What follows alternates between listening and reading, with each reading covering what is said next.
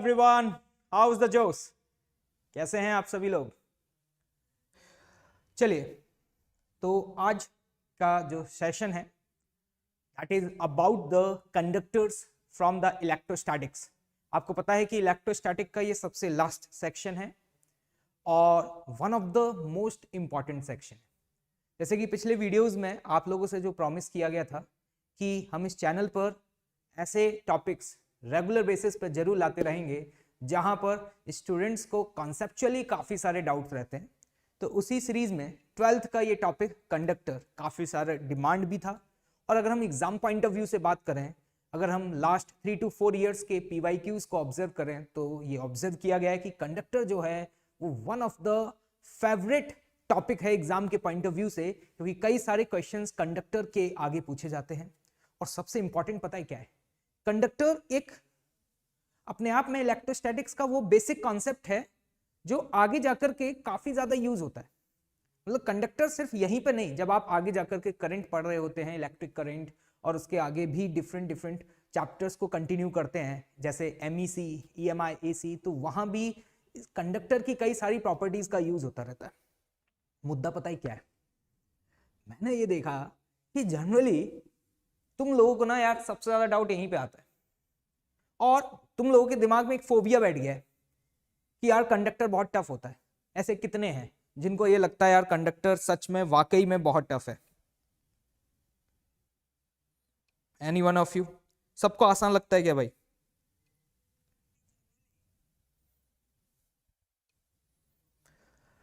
देखो भाई, अगर मेरी बात ध्यान से सुन लेना, ये सेशन स्टार्ट होने जा रहा है।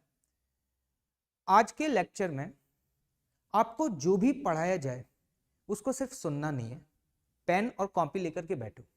पहली बात तो ये, पेन और कॉपी लेकर के बैठो और हर एक वो स्टेटमेंट जो मैं आपको बोलूं उसको ध्यान से सुनना है और जितने भी इंपॉर्टेंट पॉइंट्स है ना उनको लिखना है।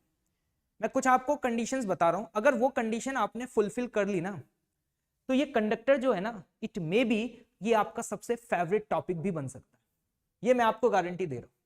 लेकिन जो मैं आपको इंस्ट्रक्शंस दे रहा हूं ना भाई, उनको तुम्हें फॉलो करना है।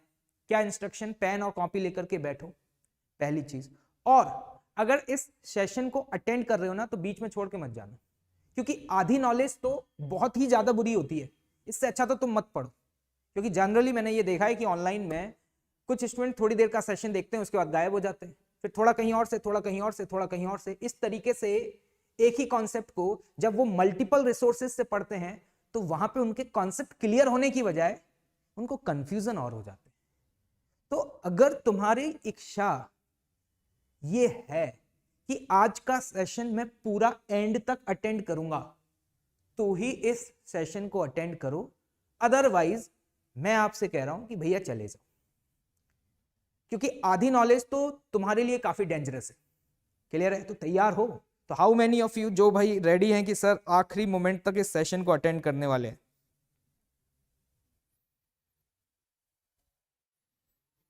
बहुत बढ़िया। तो चलिए स्टार्ट करते हैं। Most of the students join कर चुके हैं, तो एक एक कॉन्सेप्ट को ध्यान से सुनिएगा। कंडक्टर लोगों को टफ इसलिए लगता है क्योंकि उन्हें सारी चीजें बहुत क्लैरिटी के साथ नहीं पता होती, लेकिन मैं आपको प्रॉमिस कर रहा हूं कि मैं आपको हर एक स्टेप बहुत डिटेल्ड में और आराम आराम से समझाऊंगा। मुझे कोई जल्दबाजी नहीं है। मेरा मेन ऑब्जेक्टिव ये है कि ये टॉपिक इलेक्ट्रोस्टैटिक्स में आपका सबसे फेवरेट टॉपिक होना चाहिए और कल जब इस टॉपिक से कोई भी क्वेश्चन आए तो वो आपसे बनना चाहिए। तो हमारा मेन ऑब्जेक्टिव यही है और मुझे उम्मीद है कि तुम्हारा भी यही ऑब्जेक्टिव है और इसीलिए तुम इस सेशन को अटेंड कर रहे हो। तो हर एक कॉन्सेप्ट को डिटेल में समझना है भाई, और एक एक बात को ध्यान से सुनना। क्लियर है बात? चलिए स्टार्ट करते हैं। तो मैं आपको बता दूं कि कंडक्टर्स में हम यहां पर जो चर्चा कर रहे हैं ना वो आइडियल कंडक्टर्स की कर रहे हैं। आइडियल कंडक्टर का मतलब, आइडियल कंडक्टर का मतलब है कि हम ये मान करके चल रहे हैं कि इन कंडक्टर्स के अंदर जो फ्री चार्ज कैरियर्स है ना उनका नंबर लिमिटेड नहीं है। उनका नंबर क्या है? एक्सेस है, मतलब बहुत ज्यादा है। तुम्हें जितनी जरूरत हो उतने हैं। मतलब we are talking about what? Ideal conductors. और आइडियल कंडक्टर्स का मतलब excess number of free charge carriers. ये हमारा अजम्पशन है भैया। मतलब यहां पर इन कंडक्टर्स के अंदर हम ये मान करके चलेंगे कि number of free charge carrier बहुत ज्यादा है, अनलिमिटेड सप्लाई है, तुम्हें जितनी जरूरत हो उतने मिलेंगे, ये हमारा अजम्पशन रहेगा भाई। क्लियर है बात? तो पहली बात ये। दूसरा कि हम यहां पे कंडक्टर्स की स्टडी कर रहे हैं इन इलेक्ट्रोस्टैटिक कंडीशंस। इलेक्ट्रोस्टैटिक कंडीशन का मतलब क्या है कि अगर ये कंडक्टर किसी एक्सटर्नल फील्ड में रखा हुआ है ना, तो वो फील्ड की वैल्यू टाइम के साथ चेंज नहीं हो रही है, स्टैटिक कंडीशन है, ये भी याद रखिएगा। क्लियर है बात? चलिए, तो हम यहां पर वन बाय वन कंडक्टर्स की सभी प्रॉपर्टीज को समझते जाएंगे और फिर उन प्रॉपर्टीज को लिंक करके बाद में न्यूमेरिकल्स को सॉल्व करेंगे। तो हम यहां पर एक एक करके कंडक्टर की प्रॉपर्टीज को समझने जा रहे हैं। सबसे पहले प्रॉपर्टी नंबर 1 देखिएगा ध्यान से। पहली बात तो मैं आपको बता दूं, we are talking about electrostatic conditions. Okay, property number 1 क्या है? Net electric field in the core of a conductor is 0। बहुत ही इंपॉर्टेंट पॉइंट है। What is the meaning of a core of a conductor? पहले इस बात को समझते हैं। जैसे कि सपोज आपके पास ये कोई कंडक्टर है और मान लीजिए इस कंडक्टर में ये कैविटी है। कोर का मतलब है जहां कंडक्टिंग मटेरियल प्रेजेंट है जनाब, समझो इस बात को। कोर का मतलब मीट ऑफ अ कंडक्टर, जहां कंडक्टिंग मटेरियल प्रेजेंट है। तो कंडक्टिंग मटेरियल जहां प्रेजेंट है, मान लो ये रहा वो पॉइंट, इसको अपन ने ए बोल दिया। कोई समस्या? तो सुनिएगा ध्यान से, पॉइंट ए पर नेट फील्ड 0 होगा भाई।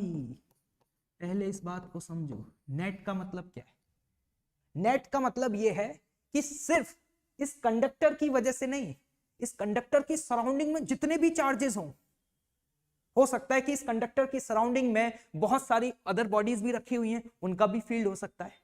तो मुद्दे की बात यह है कि यहां पर पॉइंट ए पर नेट फील्ड 0 होता है और उस नेट फील्ड में वो फील्ड सबका आएगा, चाहे वो कंडक्टर का खुद का फील्ड हो या कंडक्टर के बाहर कोई भी चार्ज रखा हो उसका फील्ड हो। पहली बात समझना, मुद्दा यह है कि ऐसा क्यों। सवाल ये कि कंडक्टर के अंदर आपने नेट फील्ड की वैल्यू को 0 क्यों बोल दिया, अभी समझते हैं थोड़ी देर में। लेकिन ध्यान से सुनना, कोर ऑफ अ कंडक्टर में 0 हो सकता है। यहां पर ये कैविटी जो है, इसके अंदर इट मे बी पॉसिबल कि 0 हो और इट मे बी पॉसिबल कि ये 0 ना हो। उसके बारे में मैं चर्चा नहीं कर रहा हूं अभी, लेकिन मुद्दा यह है कि यहां पर फील्ड की वैल्यू 0 और नॉन 0 कुछ भी हो सकती है, लेकिन इन the core of the conductor the value of electric field will always be 0। अब सवाल ये, ऐसा क्यों? सुनना चाहोगे? लेट्स सी, देखना जरा ध्यान से, मैं आपको एक्सप्लेन करता हूं। मान लीजिए यार, मैंने ये कंडक्टर लिया, ठीक, ये कंडक्टर है और इस कंडक्टर को मैंने किसी एक्सटर्नल फील्ड में रख दिया। क्या किया बेटा? मैंने किसी एक्सटर्नल फील्ड में रख दिया। एक बात बताओ, कंडक्टर है तो फ्री चार्ज कैरियर्स है, मतलब फ्री इलेक्ट्रॉन्स होंगे। अब जो फ्री इलेक्ट्रॉन्स हैं, क्या उनके ऊपर इस इलेक्ट्रिक फील्ड का फोर्स लगेगा? हाँ या ना? और अगर लगेगा तो किस दिशा में लगेगा, जल्दी बताओ। इलेक्ट्रॉन्स के ऊपर इलेक्ट्रिक फील्ड का फोर्स राइटवर्ड डायरेक्शन में, लेफ्टवर्ड डायरेक्शन में? अबे नेगेटिव चार्ज है भाई, किस डायरेक्शन में लगेगा मेरे भाई? इधर लगेगा। बहुत बढ़िया, लेफ्टवर्ड डायरेक्शन में लगेगा। तो एक बात बताओ, जब इलेक्ट्रॉन पर इस डायरेक्शन में फोर्स लगेगा तो क्या यहां पे इलेक्ट्रॉन इकट्ठा होना शुरू हो जाएंगे? या मैं ये कह सकता हूं कि इस वाली सरफेस पर नेगेटिव चार्ज डेंसिटी इंक्रीज करेगी, और जनाब अगर इधर नेगेटिव चार्ज डेंसिटी इंक्रीज कर रही है, मतलब जो इलेक्ट्रॉन्स हैं वो ड्रिफ्ट होते हुए अगर इधर आ रहे हैं, तो एक बात बताना, क्या अपन यहां कह सकते हैं पॉजिटिव चार्ज डेंसिटी आने लग जाएगी? क्या ये बात समझ आ रही है? अच्छा एक बात बताना कि अगर यहाँ नेगेटिव चार्ज और यहाँ पॉजिटिव चार्ज डेंसिटी आ रही है, तो इसकी वजह से यहां पर एक फील्ड डेवलप होगा कि नहीं? इसकी वजह से यहां पर एक फील्ड डेवलप होगा इस डायरेक्शन में, दैट इज ई इंड्यूस्ड लिख देते हैं उसको, या उसको ई आई लिख देते हैं। ठीक है भाई, वक्त के साथ धीरे धीरे इसकी वैल्यू इंक्रीज होगी, क्योंकि जब तक इलेक्ट्रॉन्स पे फोर्स लगेगा तब तक इलेक्ट्रॉन मूव करेंगे, और जब इलेक्ट्रॉन्स मूव करेंगे तो यहाँ पे चार्ज डेंसिटी बढ़ेगी, और चार्ज डेंसिटी बढ़ेगी तो इलेक्ट्रिक फील्ड बढ़ेगा। क्या मेरी बात समझ आ रही है?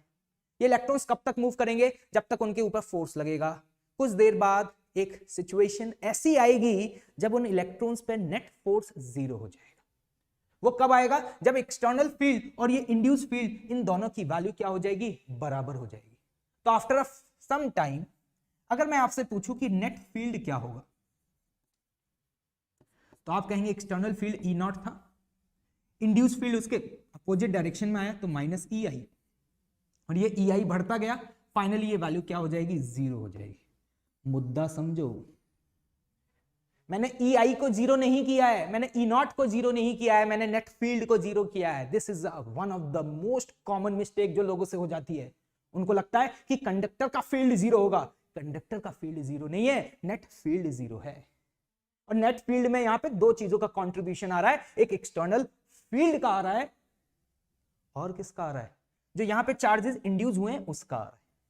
तो ये चार्जेस तब तक इंड्यूस होंगे जब तक कि ई आई की वैल्यू ई नॉट के बराबर नहीं हो जाती, और जैसे ये वैल्यू बराबर होगी ये जीरो हो जाएगा। ये प्रोसेस को मुझे एक्सप्लेन करने में काफी वक्त लगा, लेकिन इस स्टैटिक सिचुएशन को अचीव करने में, स्टैटिक मतलब जब उन फ्री इलेक्ट्रॉन्स के ऊपर नेट फोर्स क्या हो गया है, जीरो, इसको अचीव करने में आपको पता है कितना वक्त लगेगा? कितना लगेगा बताओ? मैं आपको बता देता हूं, विद इन 10⁻⁻⁹ सेकेंड्स। मतलब आप जितना छोटा सोच सकते हैं ना, मतलब आपकी सोच जितनी छोटी हो सकती है ना, ये वक्त उससे भी कम है भाई। मतलब इतने कम समय के अंदर ये स्टैटिक कंडीशन आ चुकी होगी, और यहां पर अपन ये कह सकते हैं कि जो नेट फील्ड है उसकी वैल्यू क्या हो जाएगी, जीरो। क्योंकि आपको समझ में आ रहा होगा कि अगर फील्ड होता तो इलेक्ट्रॉन मूव करते, और इलेक्ट्रॉन तब तक मूव करेंगे जब तक ई की वैल्यू जीरो नहीं हो जाती। क्लियर है मेरी बात? और ज्यादा डिटेल में समझना चाहोगे बताओ? मैं आज ये ऑब्जेक्टिव बना करके आया हूं कि मुझे यहां पर बस ये नहीं है कि आपको 2-3 सवाल करा दूं और आंसर बता दूं कैसे निकलेंगे, एक एक कॉन्सेप्ट बताना चाह रहा हूं, इसलिए आराम से वक्त लूंगा। अगर समय है तो अटेंड करना सेशन, नहीं तो चले जाना भाई। अब इसको और भी अलग तरीके से मैं प्रूफ कर सकता हूं। करूं प्रूफ? सुनना चाहोगे? सुनो। मान लो कि मैं ये कहूं कि यहां फील्ड जीरो नहीं होता। सुनना ध्यान से। मैंने कहा कि मान लो यहां पे नेट फील्ड की वैल्यू नॉन जीरो होती। अगर फील्ड की वैल्यू नॉन जीरो होती तो यहां पे जो फ्री इलेक्ट्रॉन्स हैं they are free to move, क्या उन पे फोर्स लगता? और उन पे फोर्स लगता तो वो मूव करते, और जब वो मूव करते तो बहुत सारे इलेक्ट्रॉन्स आपस में कोलिजन करते, हाँ या ना? और जब उनका कोलिजन होता आपस में तो बताओ क्या वहां पे एनर्जी का लॉस होता? और एनर्जी का लॉस होता तो मैं कह सकता हूं यहां पे हीट लॉसेस होते या नहीं होते? एनर्जी कंजर्वेशन पढ़ा है। एक बात बताओ, अगर ये हीट लॉसेस हो रहे हैं तो इसके लिए तुम्हें एक एक्सटर्नल सोर्स चाहिए जो यहां पे एनर्जी प्रोवाइड कर पाए, लेकिन यहां कोई एक्सटर्नल सोर्स है नहीं जो एनर्जी प्रोवाइड कर रहा हो। तो ऑब्वियस सी बात है ना भाई कि ये हीट लॉसेस होंगे नहीं, और हीट लॉसेस नहीं हो रहे तो इलेक्ट्रॉन्स स्टैटिक कंडीशन में मूव करेंगे नहीं। तो इसलिए स्टैटिक कंडीशन में इलेक्ट्रिक फील्ड की वैल्यू गारंटी है कि वो जीरो ही आएगी। ये बात मैं आपको पता है क्यों बता रहा हूं? आगे जाकर के आप जब अगला चैप्टर पढ़ते हैं, क्या पढ़ा है बताओ? Electric current in conductors. वहां पर जब आप देखते हैं ना तो वहां पे कंडक्टर स्टैटिक कंडीशन में नहीं होते, वहां डायनामिक कंडीशंस में होते हैं। वहां पर कंडक्टर के अंदर फील्ड की वैल्यू जीरो नहीं होती, क्योंकि वहां पर एक एक्सटर्नल सोर्स लगा होता है, वहां आपके पास एक बैटरी लगी होती है, वो बैटरी लगातार एनर्जी प्रोवाइड कर रहा होता है उन इलेक्ट्रॉन्स को। तो वो डायनामिक कंडीशन है, लेकिन we are talking about what? Static condition. और स्टैटिक कंडीशन में हमेशा याद रखना नेट फील्ड जीरो होगा। नेट का मतलब समझ गए? जल्दी बोलो, नेट का मतलब तुम्हें क्या समझ आया भाई? जल्दी जवाब दो। नेट का मतलब field due to all the charges, चाहे वो कंडक्टर पे हो या कंडक्टर की सराउंडिंग में हो, उन सबका नेट फील्ड कंडक्टर के अंदर जीरो होगा। सहमत हो? पक्का? डन? श्योर। चलिए अब बढ़ेंगे नेक्स्ट प्रॉपर्टी की तरफ। Volume charge density is zero inside a conductor. Wonderful wonderful. क्या बोला भाई? रो की वैल्यू जीरो होती है किसके अंदर? कंडक्टर के अंदर। कौन प्रूफ करेगा? ये बात आप प्रूफ कर सकते हैं अगर आपको गॉस लॉ आती है तो। क्या कहना चाह रहा हूं सुनिएगा ध्यान से। ये आपके पास कोई कंडक्टर है, और इस कंडक्टर के अंदर सपोज मैंने एक छोटा सा वॉल्यूम कंसीडर कर लिया, और मैं अगर आपसे पूछूं इस छोटे से वॉल्यूम के अंदर नेट चार्ज कितना होगा, तो पता है गारंटी दे रहा हूं जीरो ही आएगा। कैसे प्रूफ करें? एक काम करते हैं, यहां पर इसे एक गॉसियन सरफेस मानते हुए गॉस लॉ लगा दें। क्या लिखेंगे गॉस लॉ का statement? Integral E dot D A, ये तो सभी को याद होगा भाई, Q enclosed divided by epsilon not. ये लिखोगे या नहीं? अच्छा एक बात बताना, अभी तो तुमने प्रूफ किया इन the core of a conductor, in the core of a conductor her point पर ई का वैल्यू क्या है? जीरो। अगर हर पॉइंट पर ई का वैल्यू 0 है तो ये टर्म 0, अगर ये टर्म 0 हो गया तो इसका मतलब क्यू एनक्लोज्ड क्या हो गया, 0। और अगर क्यू एनक्लोज्ड 0 हो गया तो ये बात तुम्हें समझ आ रही है कि यहां पे अगर तुम डी क्यू लिखना चाहते तो कैसे लिखते, डी क्यू क्या लिखते, rho volume charge density multiplied by DV, और ये वैल्यू 0, ये वैल्यू 0 मतलब रो की वैल्यू 0। समझ में आया? इसका मतलब क्या हुआ, इसका मतलब ये हुआ कि आप उस कंडक्टर के अंदर कोई भी वॉल्यूम कंसीडर कर लेना, उसमें नेट चार्ज हमेशा 0 होगा। तो इसका मतलब क्या है सर, कंडक्टर पे चार्ज नहीं आएगा? अरे आएगा। तुम जब चार्ज दोगे ना तो वो पूरा का पूरा चार्ज कंडक्टर की सरफेस पे आएगा। It will reside on the surface of a conductor, it will not reside inside the core of the conductor. क्या बोलना चाह रहा हूं, समझ पा रहे हो तुम लोग? जरा ध्यान से देखना, अगर मैंने इस कंडक्टर को चार्ज क्यू दिया, मैंने इस कंडक्टर पे चार्ज क्यू दिया, या हम ये कह रहे हैं इस कंडक्टर को चार्ज कर दिया, तो सारा का सारा चार्ज जो है ना बेटा, वो पता है सरफेस पे आएगा।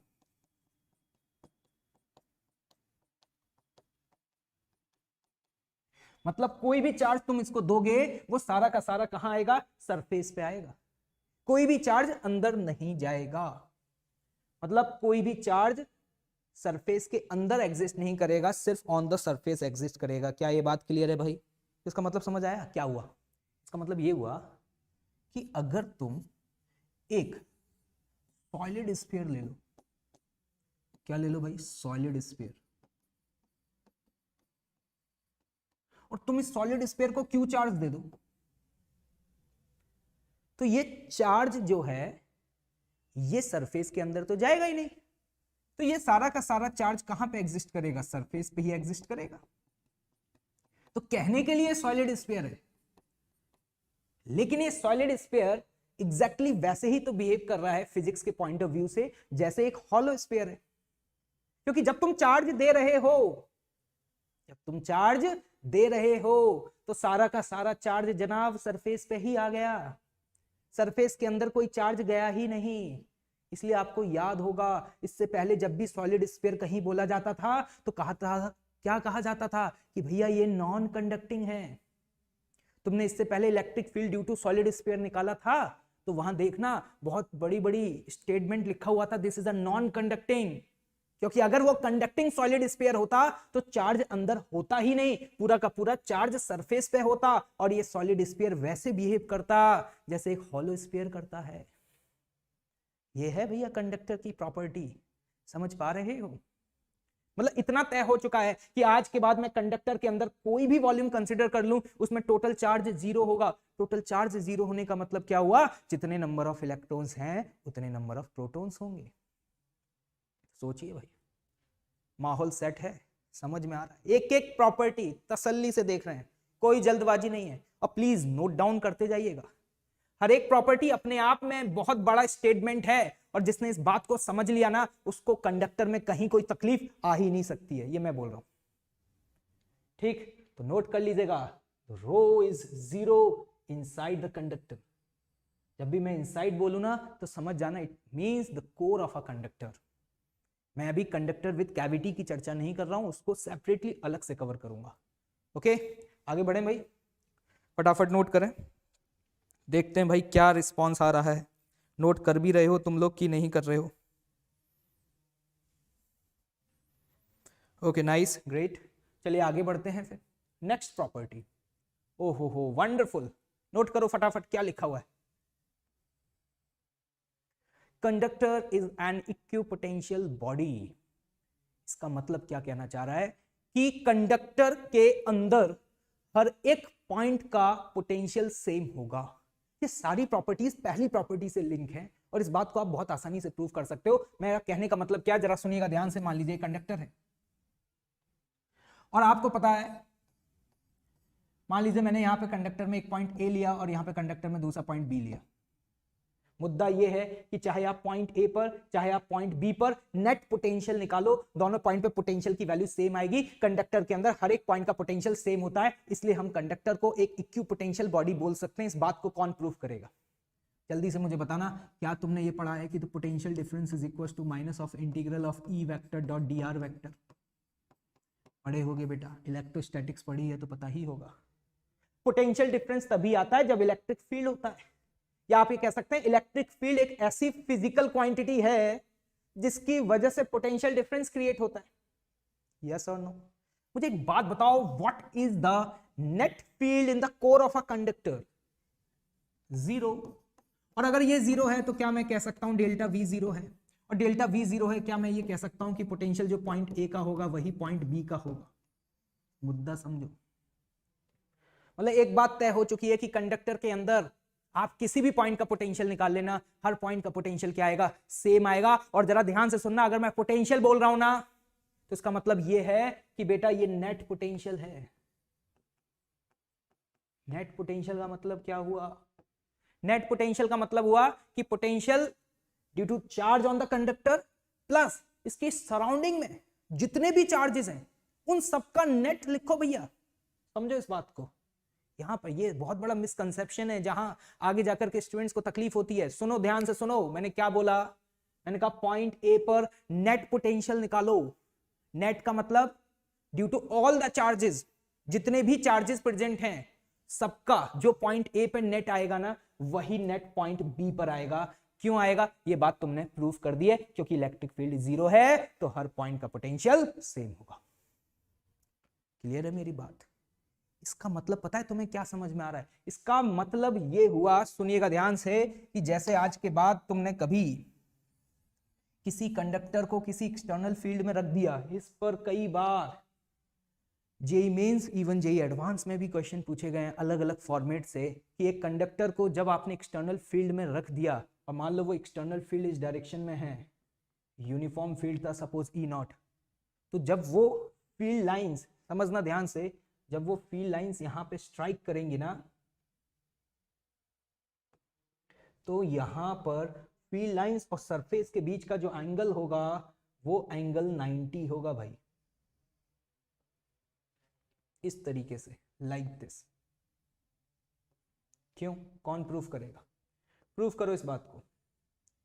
मैं क्या कहना चाह रहा हूं, फील्ड लाइन जब इस सरफेस पर आएंगी तो इस सरफेस पे फील्ड लाइंस और सरफेस के बीच में अगर मैं टेंजेंट ड्रॉ कर दूं तो ये एंगल 90 होगा। एनी वन ऑफ यू जो इस बात को प्रूफ कर सकता है? और तुमने एक बात ऑब्जर्व करी होगी, यहां पे जब मैंने फील्ड लाइंस बनाई है तो these field lines are absent inside the core of a conductor because electric field is zero. तो जो भी फील्ड लाइन है वो कंडक्टर के अंदर तो नहीं होंगी, कंडक्टर के बाहर होंगी, और कंडक्टर के बाहर जहां पे कंडक्टर की सरफेस को टच कर रही होंगी उन पॉइंट्स पे एंगल 90 होगा। कैसे प्रूफ करें?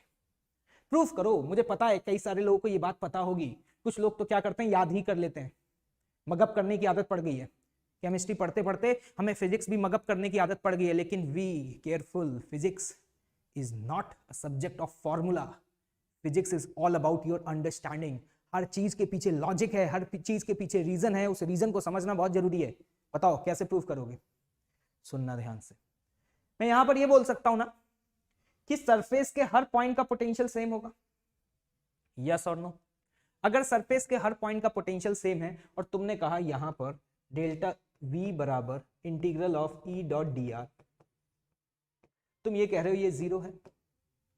ये क्या है? जीरो, क्योंकि सरफेस क्या है? एक इक्विपोटेंशियल बॉडी है, तो डेल्टा V जीरो। यस और नो? तो एक बात बताना, जब तुम E डॉट डी आर करोगे तो हर एक पॉइंट पर E और dr के बीच का एंगल 90 डिग्री होना चाहिए सरफेस पर, क्योंकि सरफेस पर अगर इलेक्ट्रिक फील्ड का एक भी कंपोनेंट अलोंग द सरफेस आ गया तो शायद आप समझ पा रहे होगे वहां पे E डॉट dr की वैल्यू जीरो नहीं हो पाएगी।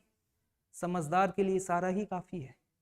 मतलब यहां पे सरफेस पे हर पॉइंट पर जो इलेक्ट्रिक फील्ड वेक्टर है और जो dr वेक्टर है, dr वेक्टर क्या है? जिस डायरेक्शन में आप चल रहे हैं एक पॉइंट से दूसरे पॉइंट तक, तो जब आप सरफेस के अलोंग चल रहे होंगे तो dr वेक्टर आपका अलोंग द सरफेस होगा। यस और नो? तो गारंटी है कि हर पॉइंट पे dr और e के बीच का एंगल जो है वो 90 होना चाहिए, तभी तो E डॉट dr की वैल्यू क्या आएगी? जीरो आएगी। इसका मतलब समझ में आया? Electric field on the surface हमेशा कंडक्टर के परपेंडिकुलर होगा। बहुत ही इंपॉर्टेंट बात है, समझ लेना इस बात को। आगे जाकर के इसको आगे हम इसकी वैल्यू भी निकाल रहे होंगे। मतलब अंदर तो जीरो है लेकिन बाहर किसी भी पॉइंट पर अगर इलेक्ट्रिक फील्ड निकालोगे ना तो वो सरफेस के हर पॉइंट पे परपेंडिकुलर आएगा, अलोंग तो आ ही नहीं सकता।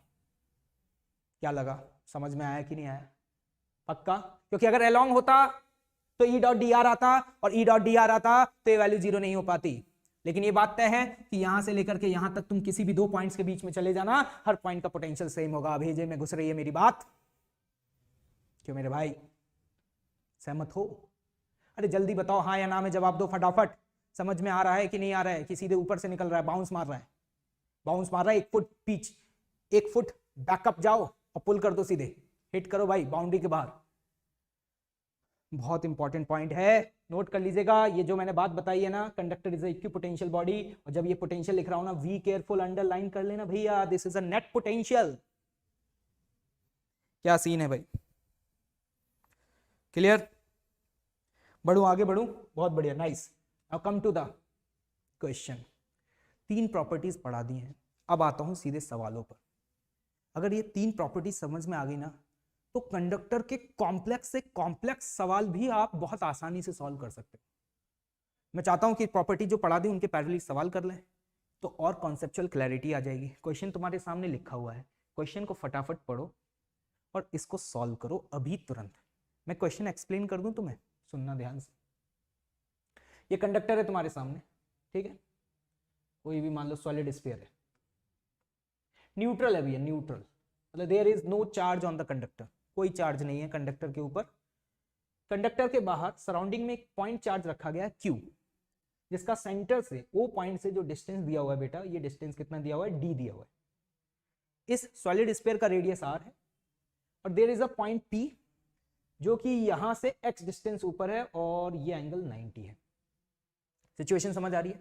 फर्स्ट पार्ट पढ़ो फटाफट। Find the electric field at point P। चलो भाई, कौन बताएगा?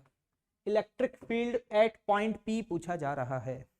मेरा सबसे पहले सवाल आपसे यह है, अगर सिर्फ यहां इलेक्ट्रिक फील्ड लिखा हुआ है तो ये इलेक्ट्रिक फील्ड किसकी वजह से कैलकुलेट करें? जैसे आपको समझ में आ रहा होगा, यहां पे आपके पास 2 चार्ज बॉडी हैं, या हम कह सकते हैं 2 बॉडीज हैं। एक तो पॉइंट चार्ज है और एक आपके पास क्या है, यहां पर कंडक्टर है। मेरा सबसे पहला सवाल आपसे यह है कि अगर इलेक्ट्रिक फील्ड लिखा है तो किसकी वजह से कैलकुलेट करें? इसकी वजह से या इसकी वजह से? अगर सिर्फ इलेक्ट्रिक फील्ड लिखा है ना, तो हमेशा याद रखना बाय डिफॉल्ट इसका मतलब होता है कि you have to calculate the net electric field due to all the bodies. तो ये तो अभी तुमने थोड़ी देर पहले पढ़ा था, इसको तो सॉल्व करने की तुम्हें जरूरत ही नहीं है। पॉइंट P पर जब तुम्हें इलेक्ट्रिक फील्ड निकालना है तो क्या मैं डायरेक्टली इसको 0 नहीं लिख सकता? This is the net field at the point P। The net field in the core of a conductor will always be 0। क्या ये बात याद आ रही है? प्रॉपर्टी नंबर 1 याद कर लो, सोचना ही नहीं है। अच्छा एक बात बताना, यहां पर ये कंडक्टिंग बॉडी है, ये मैंने एक पॉइंट चार्ज रखा, तो इस कंडक्टिंग बॉडी की सरफेस पे चार्जेस इंड्यूस हो जाएंगे। अगर ये पॉजिटिव चार्ज है तो ये पॉजिटिव चार्ज क्या करेगा? इलेक्ट्रॉन्स को अपनी तरफ अट्रैक्ट करेगा। तो यहां पर पता है क्या होगा कि जो इलेक्ट्रॉन्स हैं वो इधर आ जाएंगे, और अगर इलेक्ट्रॉन ड्रिफ्ट होकर के इधर आ गए तो तुम्हें समझ आ रहा है इधर पॉजिटिव चार्ज आ जाएगा। इस तरीके की कहानी होगी। ये जो चार्जेस जो सरफेस पे आते हैं, पता है इनका नाम क्या होता है? इनको इंड्यूस चार्जेस बोला जाता है। क्या बोला जाता है भाई? Induce charges. जो भी चार्जेस ऑन सरफेस होते हैं, इंड्यूस किसकी वजह से हुए हैं? Due to this point charge. अगर ये पॉइंट चार्ज नहीं होता तो ये चार्जेस यहाँ पे इंड्यूस नहीं होते। ठीक है, now come to the next point. बहुत ही अच्छा सवाल है, electric field due to the induce charges at point P। बताओ भाई क्या जवाब आ रहा है? कितने लोगों का जवाब 0 आ रहा है? क्या आंसर 0 आ रहा है? बेटा अगर 0 आ रहा है, नंबर भी 0 ही मिलेंगे, तुम्हें बता रहा हूं। मेरी बात तुम समझ ही नहीं पा रहे हो। ध्यान से सुनना, बहुत ही फंडामेंटल क्वेश्चन। पॉइंट P पर इलेक्ट्रिक फील्ड 2 वजह से होगा। एक होगा electric field due to point charge और एक होगा electric field due to induced charges. This is the net field और ये 0 होगा बेटा, कॉन्सेप्ट समझो। और ये याद रखना, कुछ लोग क्या गड़बड़ करते हैं कि अरे सर न्यूट्रल है ना, तो मैंने कहा तो अरे सर न्यूट्रल है तो इसकी वजह से 0 हो जाएगा। बेटा 0 तब होता जब यहाँ पे चार्ज यूनिफॉर्मली डिस्ट्रीब्यूटेड होता, लेकिन यहाँ चार्ज यूनिफॉर्म है, नॉन यूनिफॉर्म। नॉन यूनिफॉर्म, ये नॉन यूनिफॉर्म क्यों है? क्योंकि इसके सराउंडिंग में एक पॉइंट चार्ज है। तो आप इंड्यूस चार्जेस की वजह से 0 नहीं बोल सकते, आप तो ये बोलोगे नेट फील्ड 0 होगा। एक्चुअली इंड्यूस चार्जेस की वजह से कैलकुलेट कर पाना हमारे लिए मैथमेटिकली पॉसिबल नहीं है, क्योंकि हमें नहीं पता कि सरफेस पे चार्ज का डिस्ट्रीब्यूशन क्या होगा। लेकिन एक बात बताओ, क्या तुम्हें पॉइंट चार्ज की वजह से फील्ड निकालना आता है क्या? एक पॉइंट चार्ज की वजह से फील्ड निकालना मुझे लगता है जीवन का सबसे आसान काम है। पॉइंट चार्ज की वजह से फील्ड लिखते हैं के Q by R square, R is the distance from a given point, yes और नो। तो एक बात बताओ बेटा, अगर ये डिस्टेंस डी है और ये डिस्टेंस अगर एक्स है तो ये डिस्टेंस क्या होगा? This is D square plus X square. तो एक पॉइंट चार्ज की वजह से फील्ड का अगर मैं मैग्नीट्यूड लिखता हूं तो मैं मैग्नीट्यूड लिखूंगा के क्यू बटे आर स्क्वायर, मतलब D square plus X square, plus electric field due to induce charges बराबर 0। यहां से देख करके समझ में आ रहा है कि electric field due to induce charges बेटा कितना आ गया? माइनस के क्यू बटे D square plus X square, K Q by R square, yes और नो। माइनस साइन क्या बता रहा है? माइनस साइन आपको ये बता रहा है कि इस पॉइंट पी पर इंड्यूस चार्जेस की वजह से जो फील्ड होगा ना, वो इस पॉइंट चार्ज की वजह से फील्ड तो इधर होगा, इसके जस्ट अपोजिट होगा। पता है एक बहुत ही इंटरेस्टिंग बात सुनना चाहोगे? मतलब जहां पे ये पॉइंट चार्ज रखा हुआ है ना, उसको मैंने पी बोल दिया। इंड्यूस चार्जेस की वजह से आप इस स्फीयर के अंदर किसी भी पॉइंट पे फील्ड निकाल लेना, उसका जो डायरेक्शन है ना वो हमेशा टुवर्ड्स द पॉइंट पी आएगा। डायरेक्शन हमेशा टुवर्ड्स द पॉइंट पी आएगा। समझ आ रहा है क्यों? क्योंकि इन दोनों का सम जीरो करना है, यस और नो। और इन दोनों का सम जीरो करना है तो हमेशा इंड्यूस चार्ज की वजह से जो फील्ड आएगा वो पॉइंट चार्ज का फील्ड जिस डायरेक्शन में है उसके अपोजिट आएगा। नहीं आई मेरी बात समझ? तुम्हारे लिए पॉइंट चार्ज का कैलकुलेट करना आसान था, इंड्यूस चार्ज का कैलकुलेट करना संभव नहीं था, लेकिन इन दोनों का सम जीरो होगा क्योंकि net field in the core of a conductor zero होता है। पॉइंट चार्ज की वैल्यू पुट कर दी, इंड्यूस चार्ज की वजह से फील्ड कैलकुलेट कर लिया जनाब। तो इंड्यूस चार्ज की वजह से हर पॉइंट पे फील्ड क्या टुवर्ड्स द पॉइंट पी आएगा? क्या इस बात को हजम कर पा रहे हो? डाइजेस्ट हो रही है ये बात? और एक बात बताना मुझे, इस पॉइंट चार्ज की वजह से तुम किसी भी पॉइंट पे फील्ड निकाल सकते हो क्या? अरे हाँ या ना? अरे बढ़िया निकाल लेंगे भैया, बस डिस्टेंस पता होना चाहिए। डिस्टेंस पता है तो के क्यू बाय आर स्क्वायर लिख देंगे। तो एक बात बताओ, अगर तुम्हें पॉइंट चार्ज की वजह से फील्ड पता चल गया तो इंड्यूस चार्ज की वजह से भी फील्ड पता चल गया। क्वेश्चन की डेप्थ में जाकर के सोचना है भाई, हाँ या ना? सहमत? पक्का? डन? आगे बढ़ू। ओहो, C part, potential at the center of a sphere. कौन सॉल्व करेगा इसको बताओ? सेंटर ऑफ अ स्फीयर का मतलब पोटेंशियल पॉइंट ओ पे पूछा जाए। पॉइंट ओ पे पोटेंशियल दो चीजों का होगा बेटा, एक तो इस पॉइंट चार्ज का और एक इंड्यूस चार्जेस का। उस पॉइंट चार्ज की वजह से पोटेंशियल तो हमें लिखना आता ही है, क्या लिखते हैं? के Q by R plus potential due to induce charges. मुझे लगता है ये आएगा पॉइंट ओ पर। कौन बताएगा इंड्यूस चार्जेस की वजह से पोटेंशियल कितना होगा? पोटेंशियल लिखना बहुत आसान है। मुझे एक बात बताना, हर इंड्यूस चार्ज पॉइंट ओ से क्या सेम डिस्टेंस पर है? सोच लो, point O is a center, तो आपको समझ में आ रहा है हर इंड्यूस चार्ज का डिस्टेंस क्या सेम है? यस और नो? और एक बात बताओ, किसी एक चार्ज की वजह से अगर सेंटर पे पोटेंशियल लिखना है तो मैं क्या लिखता? के क्यू बाय आर। लेकिन एक बात बताओ, यहां क्या लिखा हुआ है? Neutral conductor. What is the total charge on the conductor? Zero, मतलब जितना नेगेटिव चार्ज है उतना पॉजिटिव चार्ज है। तो पता है सेंटर पर इंड्यूस चार्जेस की वजह से पोटेंशियल जीरो हो जाएगा। ये बात हमेशा याद रखना कि जब भी आपसे पोटेंशियल कहीं पूछा जाए ना, तो सबसे पहले आप सिमेट्रिकल पॉइंट सर्च करना, क्योंकि उस सिमेट्रिकल पॉइंट पर निकाल पाना आसान होता है। आपके लिए पॉइंट ओ पर कैलकुलेट करना आसान है, क्योंकि पॉइंट ओ सरफेस के हर पॉइंट से बेटे क्या सेम दूरी पर है या नहीं है? सोच के बोलो फटाफट। अरे हाँ या ना? क्या सहमत हो? डाइजेस्ट हुआ? पक्का? आगे बढ़ूं? मतलब मैं डायरेक्टली बोल सकता हूं कि पॉइंट ओ पर नेट पोटेंशियल के क्यू बाई डी ही होगा। अब आते हैं डी पार्ट पर। सबसे ज्यादा सवाल यही पूछा जाता है, मैं कहूंगा स्टार मार्क कर लेना। और अगर तुमने सॉल्व कर लिया है तो जरा मैच करो अपना आंसर कि तुम्हारा क्या आने वाला है। ये बताओ कौन बताएगा? Potential due to induced charges, you have to find the potential due to the induced charges at the given point P। कैसे निकालें? इंड्यूस्ड चार्जेस की वजह से पॉइंट P पर तो मैं जीरो नहीं बोल सकता। क्यों? क्योंकि पॉइंट P से सरफेस के हर पॉइंट का डिस्टेंस सेम है या अलग अलग है? अलग अलग है। तो इंड्यूस्ड चार्जेस की वजह से पॉइंट P पर डायरेक्टली कैलकुलेट कर पाना मैथमेटिकली मेरे सामने कंस्ट्रेन है, मैं कैलकुलेट नहीं कर सकता। यस और नो? तो कैसे कैलकुलेट करें? सोचो, सोच करके बताओ कौन बताएगा। लेट्स सी, देखते हैं भाई किसका आंसर आ रहा है। Any one of you? कौन मुझे बताएगा कि हाउ शुड आई अप्रोच?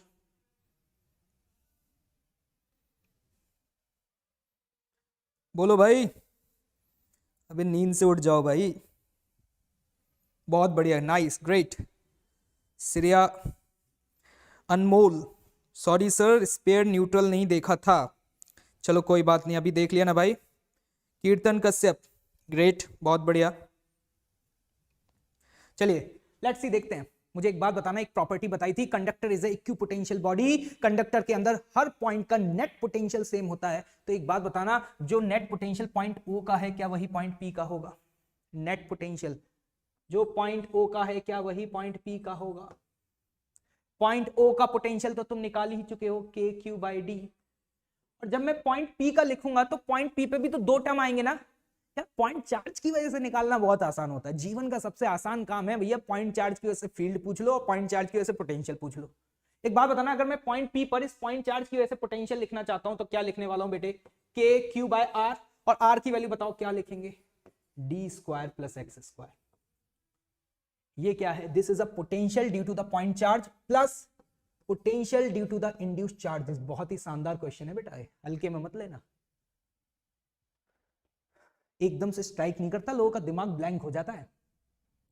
तो देखो यहां पे तुम्हारे सामने potential due to the induced charges आ चुका है, यस और नो? इसको के क्यू को अगर बाहर कॉमन ले लें तो बेटा अंदर क्या लिख देंगे? 1 by D minus 1 upon the square root of D square plus X square. This is a potential due to induced charges. सुनिएगा ध्यान से, कॉन्सेप्ट बता रहा हूं। जब भी आपके सामने सवाल आएंगे तो ऐसे तो है नहीं, आजकल सब्जेक्टिव का जमाना तो रहा नहीं भाई, ऑब्जेक्टिव का जमाना है। तो हो सकता है आपसे सिर्फ यही पार्ट पूछा जाता कि potential due to the induced charges at point P. सोचने का तरीका क्या होगा कि जब भी आपसे किसी भी पॉइंट पी पे पूछा जाए तो सबसे पहले आप सिमेट्रिकल पॉइंट पर नेट पोटेंशियल निकालें। क्या निकालें? सिमेट्रिकल पॉइंट पर नेट पोटेंशियल कैलकुलेट करें या सिमेट्रिकल पॉइंट सर्च करें। वो पॉइंट सर्च करें जहां निकाल पाना आसान है। अब आप सोचो कि अभी मैंने पॉइंट ओ पे पूछ लिया था, फिर पॉइंट पी पे पूछा, इसलिए तुम्हारे लिए आसान था। लेकिन अगर सीधे डी पार्ट तुम्हारे सामने आ जाता तो क्या होता? ब्रेन एकदम से ब्लैंक हो जाता। तो सोचने का तरीका क्या होगा? किसी भी पॉइंट पे पूछा जाए तो सबसे पहले सिमेट्रिकल पॉइंट पे निकालेंगे। सिमेट्रिकल पॉइंट पर निकालने के बाद फिर हम सोचेंगे कि conductor is an equipotential body और कंडक्टर के अंदर हर पॉइंट का नेट पोटेंशियल सेम होता है। इस तरीके से सोचना है, अपनी थिंकिंग को डेवलप करना है। सोच रहे हो? समझदार हो मेरे भाई? क्या कर पाओगे ऐसे सवालों को? यस और नो? क्या अगले सवाल की तरफ मूव करें? तैयार हो? पक्का? डन? श्योर? चलिए अगले सवाल की तरफ आते हैं। बढ़िया सवाल देंगे भैया, ठीक है? वैसे तो पिछला सवाल भी बढ़िया था, इस बार और भी बढ़िया सवाल है। क्वेश्चन पढ़ो फटाफट, क्या है? Find the potential due to the induced charges at point A on the surface of a conductor. सुनिएगा क्वेश्चन क्या है, मैं आपको एक्सप्लेन कर देता हूं। पहले क्वेश्चन समझना जरूरी है, जल्दबाजी बिल्कुल भी मत करिएगा भाई। ये line charge, uniform linear charge density क्या है? लैम्डा। यहां पर आपके पास एक न्यूट्रल कंडक्टर रखा हुआ है, मतलब एक सॉलिड स्फीयर है आपके पास, ठीक है भाई? लेकिन ये न्यूट्रल है, there is no charge. Point O और मतलब रेडियस आर दिया हुआ है और पॉइंट ए का डिस्टेंस जो है वो आर दिया हुआ है। आपसे पूछा जा रहा है कि इन इंड्यूस्ड चार्जेस की वजह से ये बताइए पॉइंट ए पर पोटेंशियल क्या होगा। अप्रोच बताओ, मुझे पता है, अगर तुम्हें अप्रोच पता है तो आंसर निकाल लोगे। कैसे सोचें? अगर मैं इंड्यूस्ड चार्जेस की वजह से सीधे पॉइंट ए पर पूछ रहा हूं, तुम्हें एक बात तो समझ में आ रही होगी कि इस न्यूट्रल कंडक्टर पर जो चार्जेस का डिस्ट्रीब्यूशन है वो यूनिफॉर्म नहीं रहेगा, क्योंकि यहां पे अगर पॉजिटिव चार्ज आ गया तो ये पॉजिटिव चार्ज इलेक्ट्रॉन को अपनी तरफ अट्रैक्ट करेगा, तो उसकी वजह से स्फीयर की इस वाली सरफेस पर नेगेटिव चार्जेस आ जाएंगे और इस वाली सरफेस पे पॉजिटिव चार्जेस आ जाएंगे। मतलब इस स्फीयर के सरफेस पे चार्ज का डिस्ट्रीब्यूशन यूनिफॉर्म या नॉन यूनिफॉर्म? जल्दी बता दो मेरे भाई। Non uniform. पक्का? मुद्दा यही है कि चार्ज डिस्ट्रीब्यूशन नॉन यूनिफॉर्म है, इसलिए तो दिक्कत हो रही है। अगर यूनिफॉर्म होता तो थोड़ी ना समस्या थी। तो हमें फॉर्मूले याद ही है ना। क्या एक यूनिफॉर्म स्फीयर की वजह से पोटेंशियल नहीं पता? सरफेस पे पता है। लेकिन मुद्दा क्या है कि आज चार्ज का डिस्ट्रीब्यूशन सरफेस पे यूनिफॉर्म ना होकर के कैसा है? नॉन यूनिफॉर्म है। बोलो भाई क्या आंसर आ रहा है? सोच लो। कैसे सोचें यार? लेट्स थिंक, साथ में सॉल्व करेंगे भाई। मुझे एक बात बताना, मैंने कहा था कि किसी भी जनरल पॉइंट पर कैलकुलेट करना हो तो सबसे पहले देखो सिमेट्रिकल पॉइंट। क्या वो सिमेट्रिकल पॉइंट दिखाई दे रहा है? Point O.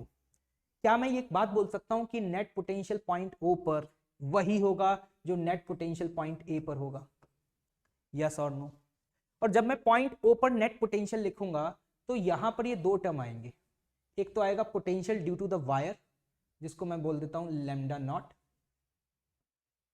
Plus potential due to the induced charges at point O. बहुत प्यार से बता रहा हूं भाई, बिल्कुल जल्दबाजी नहीं है मुझे, समय की कोई परवाह नहीं है मुझे, समझ में आना जरूरी है। तुमने इससे पहले भी कंडक्टर बहुत बार पढ़ा है और बहुत अपना अननेसेसरी टाइम वेस्ट किया है, तो मुद्दा यह है कि समझ में आना चाहिए, इसलिए आराम आराम से चल रहा हूं और जल्दबाजी बिल्कुल भी नहीं है। एक एक स्टेप भेजे में घुसना चाहिए। बताओ भाई, पॉइंट ओ पर पोटेंशियल दो वजह से आएगा, एक due to the wire plus potential due to the induced charges. और पॉइंट ए पर भी अगर लिखना है तो पॉइंट ए पर भी potential due to the wire आएगा और potential due to the induced charges आएगा। मुद्दा यह है कि हमें कैलकुलेट ये वाला टर्म करना। यार वायर की वजह से पोटेंशियल लिखना किसी को आता है क्या?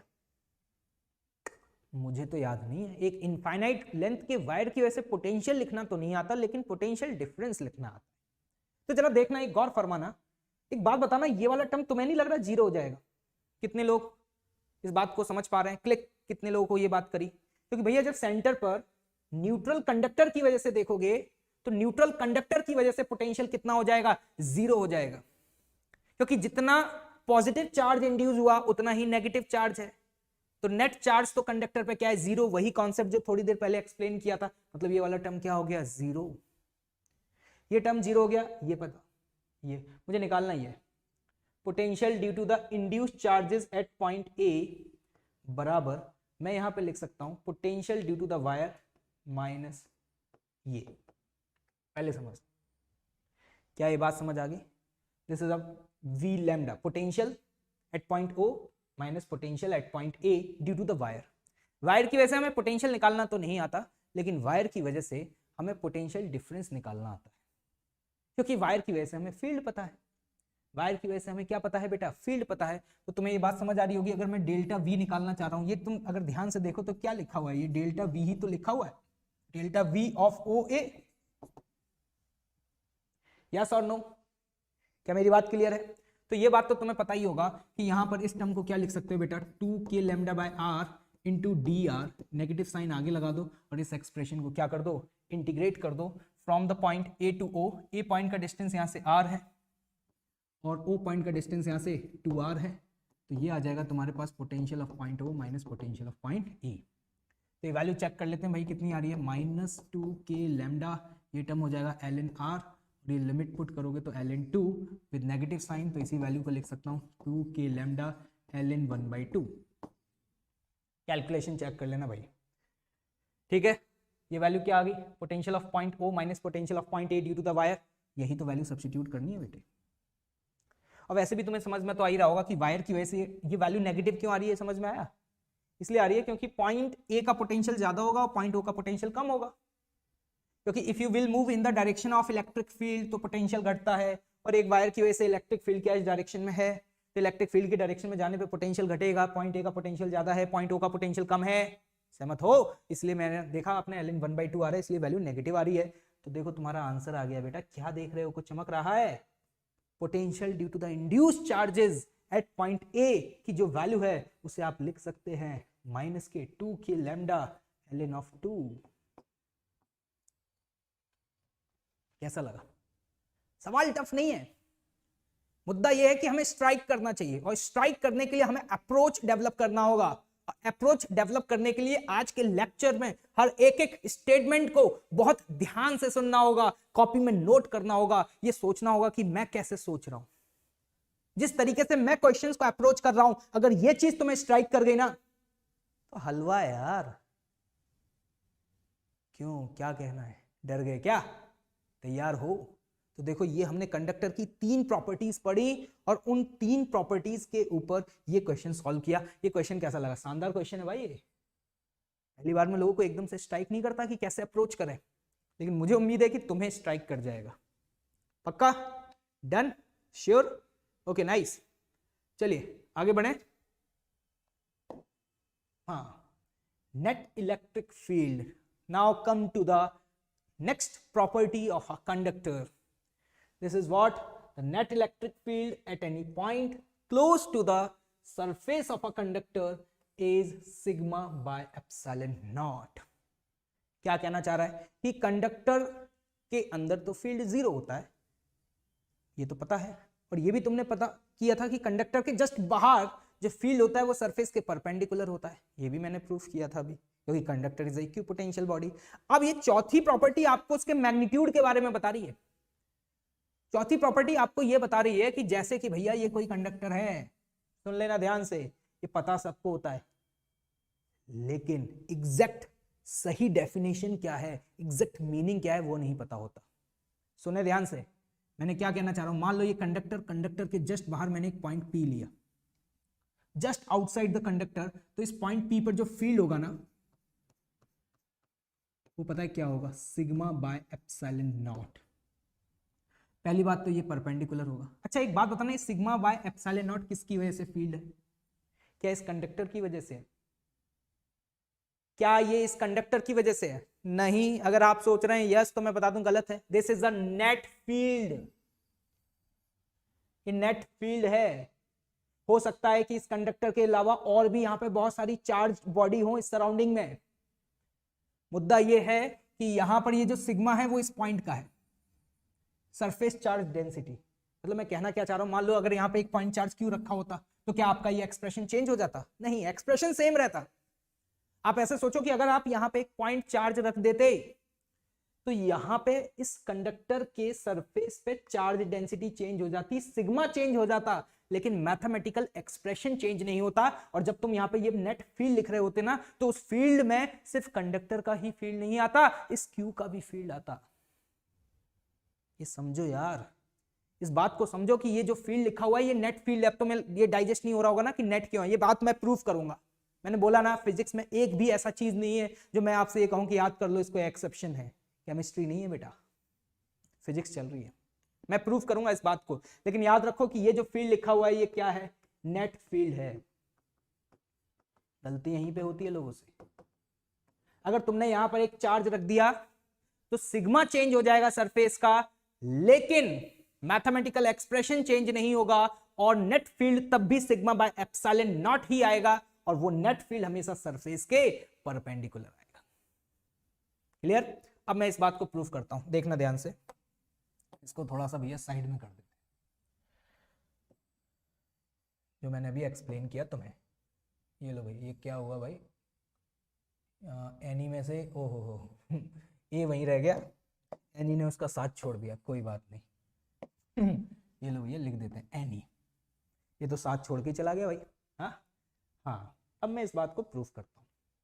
बताओ कौन बताएगा? How can be proof? ये रहा भाई कंडक्टिंग बॉडी। मैंने क्या किया बेटा, यहां पर एक छोटा सा एलिमेंट कंसिडर किया, देखना ध्यान से। ये जो एलिमेंट है ये सिलेंड्रिकल कंसिडर किया है, एक्चुअली एलिमेंट नहीं है, ये आपकी है गॉसियन सरफेस।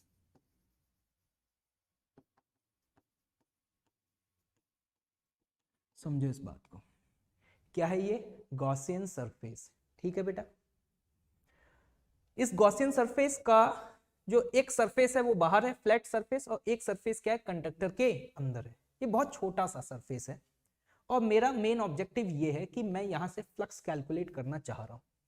तो यार तुम्हें एक बात तो समझ आ रही होगी कि इस वाले सरफेस से कितना फ्लक्स जाएगा, इस वाली फ्लैट सरफेस से। मुझे लग रहा है इससे तो जीरो हो जाएगा। क्यों? क्योंकि ये तो कंडक्टिंग बॉडी के अंदर है, और कंडक्टिंग बॉडी के अंदर ई का वैल्यू जीरो होता है। और अगर ई का वैल्यू जीरो होता है, कैन आई से दैट कि इससे जाने वाले फ्लक्स की वैल्यू जीरो होगी? यस और नो? बहुत बढ़िया। अब मैं आपसे ये पूछ रहा हूं कि इस कर्व्ड सरफेस से कितना जाएगा? इस कर्व्ड सरफेस से भी जीरो हो जाएगा। कौन प्रूफ करेगा इस बात को? नहीं करोगे? करो यार, सोचो क्यों जीरो हो जाएगा। क्योंकि यहां पे इस कर्व्ड सरफेस पर एरिया वेक्टर ड्रॉ करोगे तो ऐसे बनेगा, सरफेस के परपेंडिकुलर। और तुमने अभी प्रूफ किया था कि इलेक्ट्रिक फील्ड सरफेस के क्या होता है? परपेंडिकुलर। और तुम जानते हो जब फ्लक्स कैलकुलेट कर रहे होते हो तो फ्लक्स लिखते समय तुम इस तरीके से लिखोगे, डी फाई बराबर ई डॉट डी ए। अरे भाई क्या हुआ? E dot D A.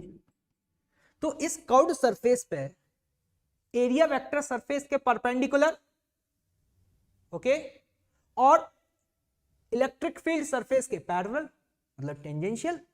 तो व्हाट इज अ एंगल 90? अगर एंगल 90 है तो E डॉट DA की वैल्यू क्या मैं कह सकता हूं, 0 हो जाएगी, क्योंकि cos 90 की वैल्यू 0 होती है। सोच लो आराम से, पक्का। तो मेरे को एक बात समझ आ गई कि फ्लैट सरफेस से भी 0 हो गया, इससे भी 0 हो गया, बची कौन सी सरफेस, ये वाली सरफेस।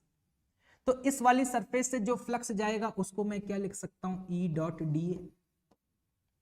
हाँ या ना भाई? बराबर, तुम्हें पता है गॉस लॉ पढ़ा है, Q एनक्लोज्ड, कितना चार्ज एनक्लोज्ड होगा, कौन बताएगा? इतना चार्ज एनक्लोज होगा जो इसमें आ रहा होगा। मान लो यहाँ की सरफेस चार्ज डेंसिटी सिग्मा है, क्या मैं इस वैल्यू को dq को सिग्मा इंटू DA लिख सकता हूँ बटे एप्सिलॉन नॉट। और मैं अभी बहुत तेज तेज चिल्ला रहा था, कुछ लोग कह रहे थे अरे सर इतने एग्रेसिव क्यों हो रहे हो, क्यों? सुनना ध्यान से, अगर तुमने गॉस लॉ पढ़ी है तो तुम्हें याद होगा वहां पे जब E डॉट DA लगाया करते थे तो ये E क्या होता था, ये E नेट फील्ड हुआ करता था, याद करो। ये field due to all the charges था, ये तो पता होगा आपको। चाहे वो चार्ज उस गॉसियन सरफेस के अंदर हो, चाहे वो चार्ज उस गॉसियन सरफेस के बाहर हो, ये नेट फील्ड हुआ करता था। ये लो मैंने प्रूफ कर दिया। डी से DA क्या हो गया बेटे, क्रॉस हो गया, और क्रॉस हो गया तो यहां से E की वैल्यू तुम्हारे पास निकल के क्या आ गई, सिग्मा बाय एप्सिलॉन नॉट। हाँ या ना भाई? बोलो क्या कहना है आपका? एक्सप्रेशन तो यही आया। और ये E क्या है, field due to the conductor है, नेट फील्ड है, नेट फील्ड। याद रखिएगा इस बात को, प्रूफ कर चुका हूं मैं। तो that was the property number 4। ये कौन सी प्रॉपर्टी है भाई? प्रॉपर्टी नंबर 4 है। पक्का समझ आ रहा है भाई? मुझे लग रहा है एनर्जी डाउन हो गई भाई लोगों की, बड़ी जल्दी थक गए भाई। चलिए आगे बढ़ते हैं, यहां तक समझ में आ गया होगा। अच्छा एक सवाल पूछना चाहूंगा, कि जवाब दोगे? इंटरेस्ट है पक्का? मेरे मन में आ रहा है एक बढ़िया सा सवाल। एक बार सवाल ये पूछा गया था, देखना जरा ध्यान से। सवाल क्या है सुनना। एक पॉइंट चार्ज रखा हुआ है यहाँ पे, पॉजिटिव पॉइंट चार्ज, ठीक, और ये है एक कंडक्टिंग बॉडी। इस कंडक्टिंग बॉडी पर यहां पर हमने लिया पॉइंट P। ये कंडक्टिंग बॉडी है न्यूट्रल। थ्योरेटिकल सवाल है। कैसा सवाल है बेटे? थ्योरेटिकल सवाल है। आपसे ये पूछा जा रहा है कि इस कंडक्टर की वजह से just outside the surface field का डायरेक्शन क्या होगा। सवाल सुन लेना, दोबारा रिपीट करूंगा, मुझे पता है कि तुम गलत आंसर दोगे। मैंने क्या बोला? इस कंडक्टर की वजह से पॉइंट P जस्ट आउटसाइड जो कंसीडर कर रहा हूं, यहां पर फील्ड का डायरेक्शन क्या होगा? क्या आप सोच रहे हैं परपेंडिकुलर होगा? कितने लोग कह रहे हैं परपेंडिकुलर होगा? अगर ये सोचो परपेंडिकुलर होगा तो एक चांटा मार लो बेटा अपने आप। चिल्ला चिल्ला करके बोल रहा हूं, नेट फील्ड परपेंडिकुलर होगा। नेट फील्ड में इसका भी कंट्रीब्यूशन आएगा, इसकी वजह से फील्ड इधर होगा, E due to the Q। और एक इंड्यूस चार्ज की वजह से भी फील्ड होगा। लेकिन तुम इस बात को समझो कि तुम्हें पता है रिजल्टेंट फील्ड इस डायरेक्शन में आएगा, this is the net field. ये वेक्टर का सवाल हो गया ना यार। एक बात बताओ, एक तुम्हारा वेक्टर इधर है, तो आपके सामने अगर मैं यहां पे 4 एरो बना करके दे दूं तो तुम ये बताना कि कौन सी पॉसिबिलिटीज हो सकती हैं। इसकी वजह से इधर हो सकता है क्या, इसकी वजह से इधर हो सकता है क्या, इसकी वजह से इधर हो सकता है क्या, देख लेना आराम से। और इसकी वजह से इधर हो सकता है। ABCD कौन सा डायरेक्शन पॉसिबल है? सोच लो बेटे। ABCD out of these 4 which option can be possible? A तो नहीं हो सकता, क्योंकि तुम्हें समझ में आना चाहिए कि दो वेक्टर का रिजल्टेंट उनके बीच में ही आएगा। अगर तुम ये कह रहे हो कि इस कंडक्टर की वजह से अगर फील्ड इधर है और पॉइंट चार्ज की वजह से इधर है, तो इनका रिजल्टेंट तो बीच में ही आना था। तो ए तो रिजेक्ट हो गया। जैसे ए रिजेक्ट हो गया वैसे बी रिजेक्ट हो गया। क्यों रिजेक्ट हुआ समझ में आ रहा है? क्योंकि उन दो का रिजल्टेंट ये चाहिए भैया, और ये तभी हो सकता है जब आंसर तुम्हारा डी होगा। तो पता है यहां पर हम ये कह सकते हैं इसकी वजह से जो फील्ड आएगा ना वो इस डायरेक्शन में आएगा, ना कि परपेंडिकुलर आएगा। ये वो सवाल है, कहने को बहुत आसान है, एक लाइन का सवाल है, लेकिन मैंने जनरली अपने टीचिंग कैरियर में ये फील किया। फील तो क्या, एक्सपीरियंस रहा कि जब भी मैं स्टूडेंट से पूछता हूं कि बेटा ये बताओ कंडक्टर की वजह से जस्ट आउटसाइड फील्ड क्या होगा, तुरंत आंसर आता है सब परपेंडिकुलर होगा। अरे भैया परपेंडिकुलर नहीं होगा, परपेंडिकुलर तो नेट फील्ड होगा। यहां पर इस पॉइंट चार्ज का रिजल्टेंट और इस कंडक्टर का जो रिजल्टेंट है, इन दोनों का रिजल्टेंट इस डायरेक्शन में आएगा। क्लियर है ये कॉन्सेप्ट, समझ आया? पक्का, श्योर, बहुत बढ़िया। तो ये आज के इस लेक्चर में हमने कंडक्टर्स की ये कुछ बेसिक प्रॉपर्टीज के बारे में चर्चा करी और उस पर बेस्ड कुछ न्यूमेरिकल्स को सॉल्व किया।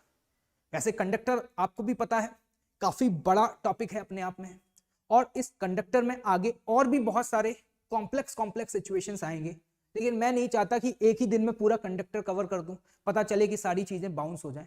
तो आज का लेक्चर हम यहीं तक रखते हैं, ठीक? आप घर जाइए, जो आज मैंने क्लास में पढ़ाया उसको घर जा करके पूरा दोबारा से पढ़िए, एक एक पॉइंट को समझिए, एनालिसिस करिए, अपने आप को डाइजेस्ट कराइए, और फिर नेक्स्ट क्लास में होपफुली नेक्स्ट वीक में आइदर मंडे या ट्यूसडे को क्लास रखेंगे अपन लोग। उस क्लास में फिर हम लोग कंडक्टर को आगे कंटिन्यू करेंगे और यहाँ पे कंडक्टर की डेप्थ में जाने की कोशिश करेंगे। और मुझे सच बताओ कमेंट बॉक्स में लिख करके कि आज के लेक्चर में तुम्हें कंडक्टर की प्रॉपर्टीज की जो फील है वो अंदर तक उतरी या नहीं उतरी, जल्दी बोलो भाई, तभी कुछ मेहनत का फायदा है भाई।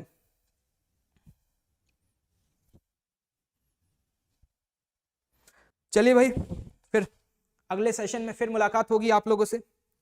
काफी लंबा समय हो चुका है और आगे इसी तरीके से पढ़ते रहिए, और भी जिन टॉपिक्स में आपको डाउट है प्लीज उन टॉपिक्स को एक बार कमेंट बॉक्स में लिख करके जरूर बताइएगा, जिससे हमें एक आइडिया लगे रफ कि हमें कौन कौन से टॉपिक्स को कवर करना है। और जिन स्टूडेंट्स ने इस चैनल को सब्सक्राइब नहीं किया है तो मैं उनसे कहूँगा कि भाई सब्सक्राइब करिए। आपके भाई बंधु जो कि इधर उधर कहीं भटक रहे हैं उनको बताइए थोड़ा सा इस चैनल के बारे में, क्योंकि देखिए आप लोगों का रिस्पॉन्स अगर अच्छा आएगा तो हमारा और हमारी टीम का जो मोटिवेशन है वो बना रहेगा। जब हमें देखेगा कि यार हम पढ़ा रहे हैं, स्टूडेंट्स लाइक ही नहीं कर रहे, तो हमें लगेगा कि हम ज़बरदस्ती कर रहे हैं स्टूडेंट्स के साथ, या हमारा कंटेंट जो है वो इतना मज़ेदार नहीं है कि स्टूडेंट्स इस कंटेंट को एंजॉय कर पाएँ। तो ऑफ कोर्स अगर रिस्पॉन्स अच्छा नहीं आएगा तो इस सीरीज़ को हम आगे कंटिन्यू भी नहीं करेंगे, ये बात आपको समझ आ रही होगी। रिस्पॉन्स अगर अच्छा रहा तो डेफिनेटली इस सीरीज़ को आगे कंटिन्यू किया जाएगा, और भी मज़ेदार से मज़ेदार ऐसे ऐसे टॉपिक्स जिनको देख करके स्टूडेंट्स को डर लगता है उनको हलवा बना दिया जाएगा, ये मेरी आपसे गारंटी है। तो इसी के साथ विदा चाहूँगा।